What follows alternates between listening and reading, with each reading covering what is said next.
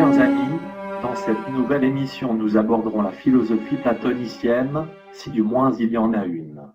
Platon n'a en effet jamais créé un système clos, une vision du monde comme l'ont fait, à des degrés divers, par exemple Hobbes, Kant, Hegel ou Marx.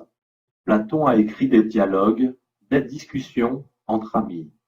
Peut-être que certains ne sont que de pure forme, mais il n'est pas du tout invraisemblable qu'il ne se soit réellement passé. Je commencerai par l'épistémologie qui signifie philosophie de la science ou de la connaissance. Platon se demande à quelles conditions, par quels moyens on peut connaître ce que l'on connaît et quel degré de certitude on peut leur accorder. Oui, vue, raisonnement inductif, qui va d'une chose concrète à l'idée, ou déductif, qui va de l'idée à la chose concrète.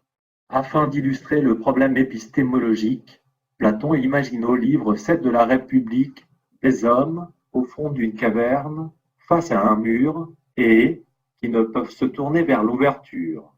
Devant cette ouverture, il y a des obstacles dont un feu et, derrière ce feu, passent des porteurs d'objets que les prisonniers de la caverne ne voient que grâce aux ombres projetées sur le mur par le feu. Les prisonniers discutent sur ces objets, comme projection, objets qu'ils perçoivent réellement sur le mur. Pour Platon, nous ne sommes que les prisonniers de la caverne. Et, pour lui, le monde entier est la caverne. Nous ne discutons donc que sur la déformation des idées.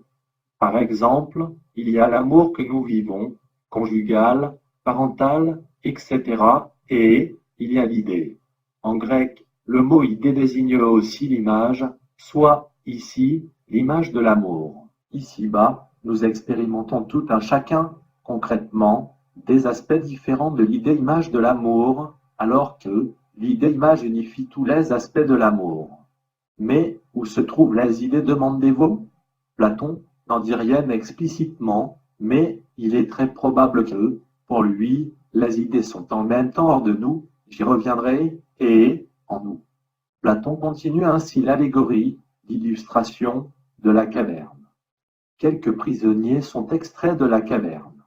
Il ne dit ni par qui ni comment, et là n'est pas la question. Il voit donc la réalité des objets, les idées-images. Puis, les prisonniers extraits de la caverne y sont replongés pour essayer d'instruire leurs compatriotes. Cela en tentant de développer, chez eux, ces deux facultés que sont la raison et l'intuition. Raison et intuition se rattachent directement aux idées pour le motif que, l'âme, étant immortelle, a connu les idées avant de s'incarner en humain. Elle se réincarne selon ses mérites ou péchés, mais pas forcément en humain.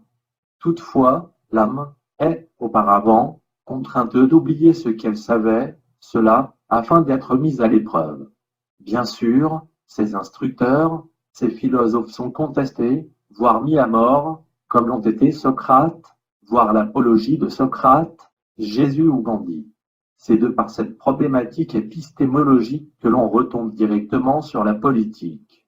En effet, si pour Platon seule une minorité humaine détient un aperçu de la réalité des choses, il est donc pleinement logique de penser que la cité ne devrait pas être gouvernée démocratiquement par la majorité, puisque celle-ci constitue une masse ignorante par nature comme nous l'avons vu. Platon imagine alors une cité gouvernée par un roi philosophe, un homme sachant, savant. Platon attribue au roi philosophe une aide pour gouverner avec la classe des gardiens, classe composée de personnes ayant un caractère d'élite, élite sachant maîtriser leurs passions et leur corps à la perfection. Ces gardiens sont repérés dès l'enfance et sont élevés ensemble. Cela dans l'objectif de repérer les âmes d'élite se remémorant, plus ou moins facilement, plus ou moins consciemment, le monde des idées, telles qu'elles l'ont vu avant leur descente sur Terre. Voilà, j'espère que cette approche de l'œuvre platonicienne vous a plu. Ma prochaine émission sera, elle, consacrée à la morale platonicienne.